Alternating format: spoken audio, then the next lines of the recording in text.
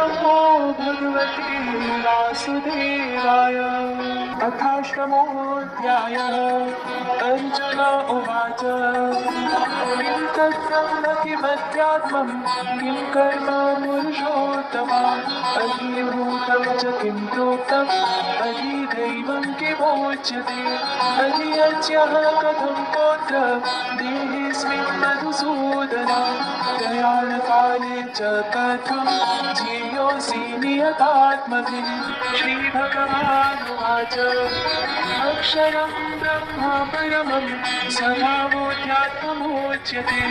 भूतभावोद्भवकरो विसर्गः कर्मसञ्जितः अधिभूतं क्षरो भावः पुरुषश्चाधिदैवतम् अधियज्ञो हविवात्मा देहे देहभृताम्बर अन्तकाले च मामेव स्मरन् मुक्त्वा कलेवरं यत्प्रयाति समद्भावं याति नास्त्यत्र संशयः यं यं मामि स्मरन् भावं त्यजत्यन्ते कलेवरं तं तमेवैति कौन्तेय सदा तद्भावभावितः। तस्मात् सर्वेषु कालेषु मामनुस्मरयोऽध्यथ मय्यर्पितमनो बुद्धिर् मामे वैश्यस्य संशयम् अभ्यासयोगयुक्तेन चेतसा नान्यगामिना परमं पुरुषं दिव्यं ज्ञाति पार्थानचिन्तयन् कविं पुराणम् अनुशासितारम् अणोरणीयान् समयो स्मरेत्य सर्वस्य धातारमचिन्त्य रूपम् आदित्यवर्णं तमसः परस्तात् प्रयाणकाले मनसाचलेन भक्त्या युक्तो योगबलेन चैव प्राणमावेश सम्यक् सतं परं पुरुषमुपैति दिव्यं यदक्षरं वेदविदो वदन्ति विशन्ति यद्यतयो वीतरागा यदिच्छन्तो ब्रह्मचर्यं चरन्ति तत्ते पदं सङ्ग्रहेण प्रवक्ष्ये सर्वकाराणि संयम्य मनोहृदि निरुध्यत बुद्ध्याधायात्मनः प्राणम् आस्थितो योगधारणाम् ओमित्येकाक्षरं ब्रह्म व्याहरन् मामनो स्मरन् यः प्रयाति त्यजन् देहं स याति परमां गतिम् अनन्या चेता सततं यो मां स्मरति नित्यशः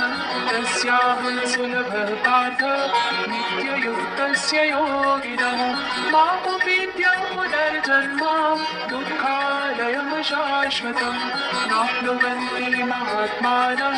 संसिद्धिं परमां गताः ब्रह्मभुवनाल्लोका पुनरावर्तिनो जना मामुपेत्य तु कौन्तेय पुनर्जन्म न विद्यते सहस्रयुगपर्यन्तम् अहर्यब्रह्मणो विदुः रात्रिं युगसहस्रान्तं देवो रात्रविदो जनाः अव्यक्ताव्यक्तयः सर्वा प्रभवन्त्यः राघवे रात्यागमे प्रलीयन्ते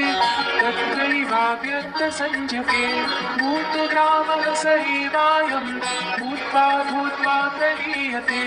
रात्यागमे वशः पार्थ प्रभवत्यः राघवे परस्तस्मात्तु भावोऽन्यो अव्यक्तो व्यक्तात् सनातनः यः स सर्वेषु भूतेषु नश्यत्सु न विनश्यति अव्यक्तोऽक्षर इत्युक्तस्तमाहुः परमां गतिं यं प्राप्य न निवर्तन्ते तद्धामा परमं मम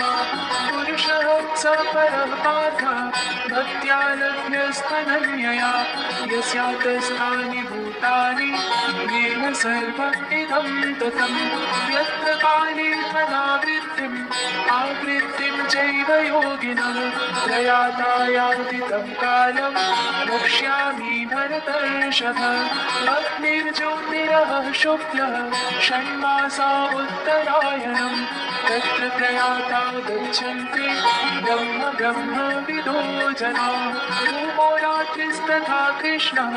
षण्मासा दक्षिणायनम् तत्र चान्द्रमसंज्योतिर् योगी प्राप्य निवर्तते शुक्लकृष्णे गतिहेते जगतः शाश्वते मते एकया यात्यनावृत्तिम् अन्यया वर्तते पुनः नैते स्मृति पार्थ जानन् योगी मुह्यति कश्चन तस्मात् सर्वेषु कालेषु योगयुक्तो भवार्जुन